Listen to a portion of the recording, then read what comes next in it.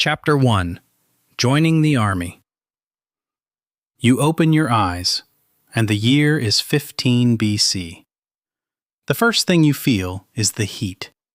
Not blazing, not yet, but the kind of warm dawn that promises a hard, heavy day. Your tunic sticks to your skin. The air tastes dusty. You inhale, and it's like breathing through wool. Today is the day, your 18th year. The day the world opens, or closes, depending on how you choose to see it. You sit up on your straw mattress and listen to the house around you. It's quiet. Too quiet. Your mother stands in the doorway, hands clasped so tightly her knuckles pale. She tries to smile, but her lips tremble. She touches your arm lightly, like you might break. You'll send word, she whispers. You nod. You cannot speak. If you try, your voice will betray you. Outside, your father pretends to repair the same fence post he fixes every morning when he is anxious.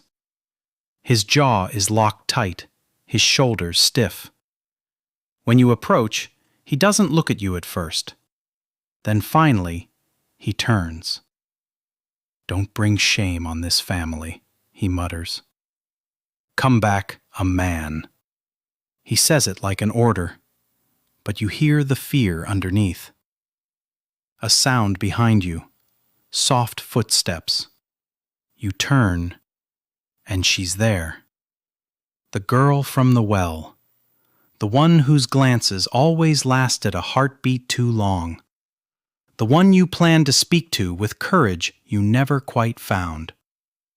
She walks toward you slowly, unsure, scared but determined. When she reaches you, she swallows hard. So, it's today, she says softly. You nod again. Her eyes scan your face, searching for something. Maybe reassurance. Maybe a reason to hope. Maybe a reason to cry. Instead, she whispers, "Don't die out there." It is not a confession, not a declaration, just a raw, honest plea. You want to promise her something, anything, but you don't lie. You just hold her gaze until she looks away. Your father, time to go. You shift your pack onto your shoulder. It already feels heavier than it should. Your mother breaks. She rushes forward and wraps you in her arms, gripping your back like she's holding on to life itself. Don't forget who you are, she whispers against your shoulder. You pull away gently, before you lose your own strength. You walk, and with each step, your old life grows smaller behind you. The road. The world feels too big and too small at once. The road is warm under your sandals. Wind rustles through the fields. Birds scatter from olive trees as you pass. You meet travelers. Merchants pushing carts, shepherds guiding goats, messengers on horseback, dust rising behind their hooves. By noon, the heat climbs. Your water skin grows warm. Your throat dries. By afternoon, your legs ache. The strap digs into your shoulder. You keep walking. Recruitment. The town is crowded with noise and heat and life. Near the edge stands a field marked by tall wooden poles draped in red Roman standards. Dozens of boys your age gather there, shuffling nervously. A recruiter sits behind a table, counting names with little patience. Next! You step forward. He inspects your arms, shoulders, teeth, posture. He nods once. Name. You give it. Age: 18. He scratches something onto a wax tablet. Report to the tents. You belong to Rome now. A soldier hands you a small, round token stamped with the Legion's emblem. Keep that. It tells us who you are until you earn armor. You slide it into your pouch. For the first time today, the world feels truly changed. The Sacred Oath. At sunset, the recruits gather in a half circle. The centurion steps forward, broad, scarred, armored. His shadow stretches long across the dirt. Raise your right hand. You do. His voice fills the air. I swear loyalty to Rome. You repeat the words, your voice, to my commanders, and to Augustus Caesar. You repeat. I will never abandon my post. Your chest tightens. I will hold the line even when fear crushes my heart. Your hand shakes. And I will serve with discipline until my final breath. The final breath part echoes uncomfortably in your ears. The centurion nods. You are now recruits of the Roman Legion. Just like that. No ceremony, no celebration, no turning back. The first night. You lie on a thin mat crammed beside 7 strangers. The tent smells of wool, dust, and men who already regret their choices. Outside, someone else. You stare at the canvas roof above you. You listen to your own heartbeat. You do not sleep. Chapter 2. Training. The training does not begin with shouting. It begins with weight. The weight of the scutum. The weight of the gladius. The weight of your future. The first morning. A horn blast rips through the warm morning air. You jolt upright, groggy, disoriented. The centurion's voice thunders outside. Up! Move! You stumble into the heat of the day. It's already warm, 20 degrees and rising. The sun clings to your skin like damp cloth. The scutum. A veteran hurls a shield into your arms. You nearly drop it. It's huge. Taller than your torso, curved like the inside of a bowl, reinforced with iron along the edges. Painted red, worn from years of service. Hold it up! The centurion roars. You try. Your arm trembles violently. Higher! You grit your teeth. The shield rises, but your muscles burn. Good, he says. That is your wall. The wooden gladius. Your training blade is twice as heavy as steel. Rome does not swing, the instructor shouts. Rome stabs. He drives his gladius into a straw dummy with terrifying force. You try to mimic him. Your thrust is weak. Again! You thrust until your shoulders scream. Your breath becomes ragged. The centurion walks past you, shaking his head. Better than dying. The pilum. The pilum is clever. A spear that breaks shields and bends on impact. You throw your first. It tumbles, misses. Your arm aches. By the 5th, sweat stings your eyes. Finally, the iron neck bends on impact. The instructor grunts with approval. The burden. Marius's mule. A veteran begins loading your pack, one item at a time. Your scutum, enormous, curved, heavy.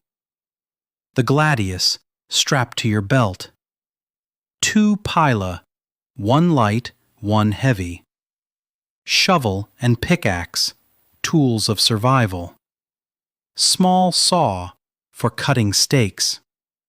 Cloak, your blanket, pillow, and coat. Rations, grain, pork, bread. Dented cooking pot, your only cookware. Water skin, hot and thin. Tent pole and stakes, 1 part of your 8-man shelter. Spare sandals, when your feet inevitably fail. Whetstone, because a dull blade is death. Over 40 kilograms. Your spine screams. "Stand straight," the centurion snaps. "Rome does not pity mules." The march. 20 kilometers. Full gear. The sun climbs. The heat deepens. Recruits collapse. Some vomit. Some cry silently. Those who fall twice are beaten back to their feet. Those who fall a 3rd time disappear from the ranks. You march until your vision blurs. Camp life.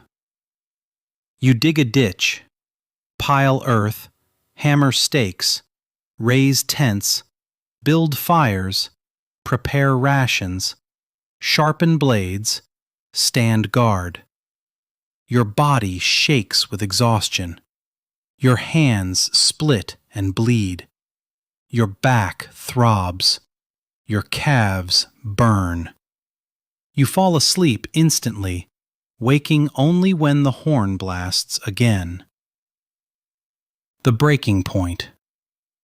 You break, then rebuild. Break again. Rebuild stronger. Your shield becomes part of you. Your gladius moves without thought.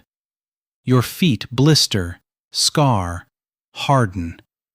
Eventually, you stop being a recruit. You become a legionary. But what they taught you most was this: you are meant to survive battle. Something you will need sooner than you think. Chapter 3. Battle. The campaign begins with marching. Endless marching. Heat. Dust. Sweat. Thirst. Your water skin grows empty by noon. Your mouth feels like sand. Your armor grows hotter with each mile. The sun becomes your first enemy. You breathe shallowly to conserve moisture. The silence before fighting. On the 4th day, scouts return. "Form up," the centurion orders. Your stomach twists. The air is warm, 20, maybe 22 degrees, and thick. Flies buzz around every soldier, drawn to sweat and fear. The line forms. Shields interlock. Your heart pounds in your ears. The enemy. They erupt from the tree line. Wild hair, painted faces, spears raised. "Pila, ready!" You lift your heavy spear. Your arm shakes. "Throw!" A storm of javelins fills the sky. Some enemies fall. Others roar and charge faster. The impact. The clash hits like a collapsing wall. Your scutum jerks violently. Your feet slip. Your arm burns. Your ears fill with wood cracking, metal scraping, men grunting, screams slicing the air. You thrust your gladius again and again, short, controlled, blind. Breathing grows harder. Sweat pours into your eyes. Bodies press against you. You push back. You stumble. Someone grabs your armor and yanks you upright. Your world shrinks to a dark, hot tunnel of fear and instinct. Then, a shift. The enemy line breaks. They retreat. The clash ends. But the real horror begins. The aftermath. Silence settles over the field. Not peaceful silence. Heavy, suffocating, buzzing. The sun climbs higher. Heat thickens. The stench rises. A hot, sickening smell. Blood. Opened wounds. Sweat. Dirt. Rot. All baking under the midday sky. Flies swarm instantly. Thick black clusters landing on faces, wounds, hands, your shield, your tunic. Some bodies already show tiny pale specks, fly eggs in folds of skin. Marcus retches. Gaius stares blankly. The wounded. A soldier on the ground gasps, "Water, please." You kneel, lift his head. Your water skin is nearly empty. One warm swallow left. He looks at you through fading eyes. You give it to him. The medic arrives, kneels, checks him. He shakes his head. "Stay with him," he murmurs. You hold the man's hand as his breaths slow, then stop. You close his eyes. The thirst. Your own throat burns. Your lips crack. Your tongue is dry as bone. The medic walks by with a half-filled jug. You reach instinctively. He pulls it away. "For the wounded," he says quietly. You nod, swallowing dry air. The dead. You gather bodies. When you lift one, a wave of hot, trapped stench rolls upward, hitting you like a physical force. Marcus curses. A soldier vomits. Flies swarm thicker. You lay the bodies in a trench, carefully, respectfully. Even in death, they are brothers. You bury Lucius yourself. You whisper a final goodbye. The night. That night, the air is warm, but feels cold in your bones. No one speaks. Everyone stares into the fire, hollow-eyed. You clean your blade with trembling hands. You close your eyes. You hear buzzing. You smell decay. You know sleep won't help. You also know this. You survived your first battle. But something inside you died there too. Chapter 4. Coming Home. Victory is nothing like stories. Victory is marching to the next fight. Victory is staying alive long enough to see another sunrise. Years pass. Marches. Cold nights. Small fights. Silent prayers. Rain-soaked armor. Dust-filled lungs. Then one morning, "Orders from Augustus," the centurion calls. "Some of you return to Rome for garrison duty." Your chest tightens. Rome, the center of the world. The city. Rome overwhelms you. The noise, the smells, the crowds, the life. Smoke from cook fires, merchants shouting, children, priests chanting, foreigners bargaining, animals braying. The air is rich with everything: bread, incense, sewage, wine, sweat, hope. You feel alive for the first time in years. You guard storehouses, patrol the Sabura, stand at city gates. You sleep on a real cot. You eat warm bread. You laugh. You almost forget the battlefield. Almost. The first cough. It starts small. A tickle. A scratch. A dry cough after drills. Nothing serious. Then it worsens. Deeper. Rattling. One night you cough long enough to double over. Marcus frowns. You sick? No, you lie. Dust, you tell yourself. Just dust. The medic. The medic listens to your chest, frowning deeper with each breath. You've marched through too many cold nights, he mutters. It's a lung infection. Herbs. Rest. His remedy helps, but the cough stays. You learn to hide it. You fear what it means. Discharge.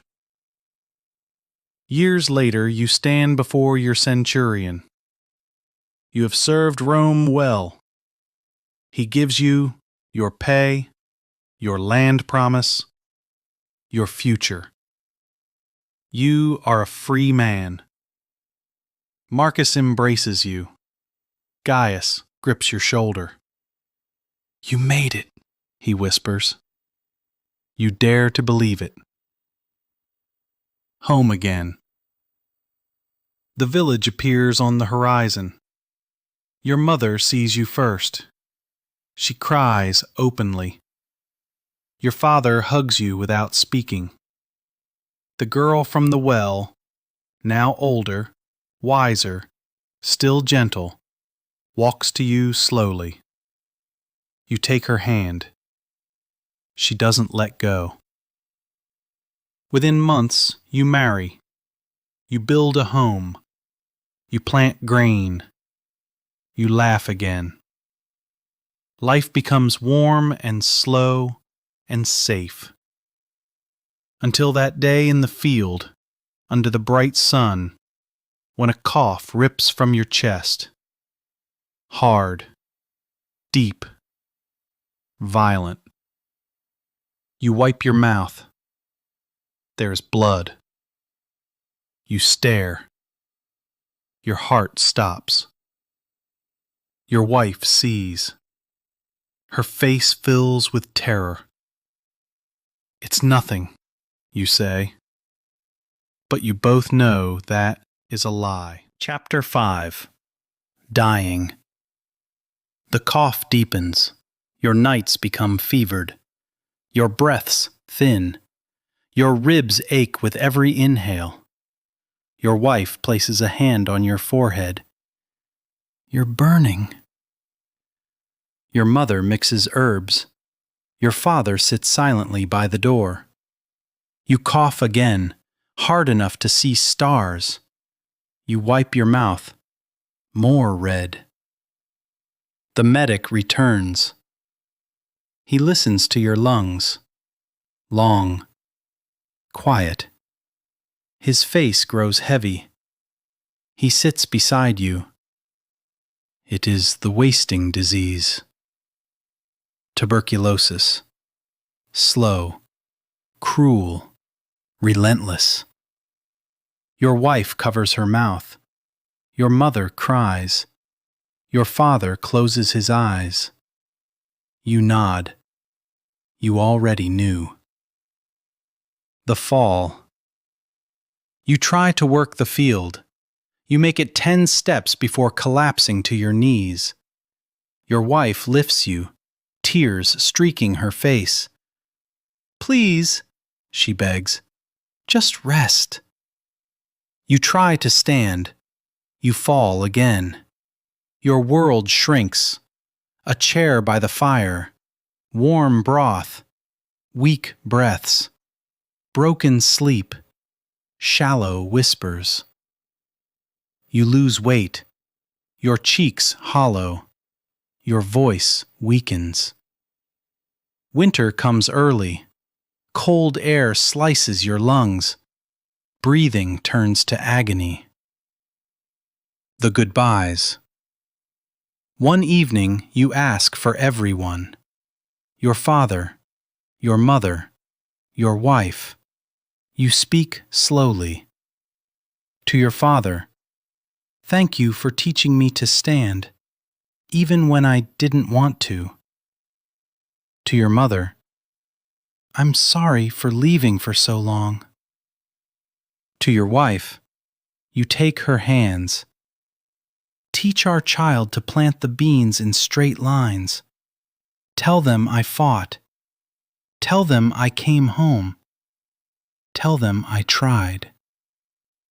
She breaks. You hold her as long as you can. The last breath. That night, a violent coughing fit seizes you. You gasp. The room spins. Your wife holds you upright, sobbing. Your breaths become shallow, then slower, then faint. You look at her. You whisper, "It's time." Your final breath slips out quietly. Your eyes close. Your heart stops. Your wife cries into your chest. Your mother trembles. Your father turns away. The burial. They bury you on a rise overlooking the fields you tended. A simple stone, your name carved by your father. Your wife lays olive branches. Your father visits in silence. Your mother lights a lamp each night. Your child grows hearing stories about you. A quiet legacy carried by those who loved you. Not a hero, not a legend, just a man who lived, fought, returned, loved, and died. A Roman in the year 15 BC.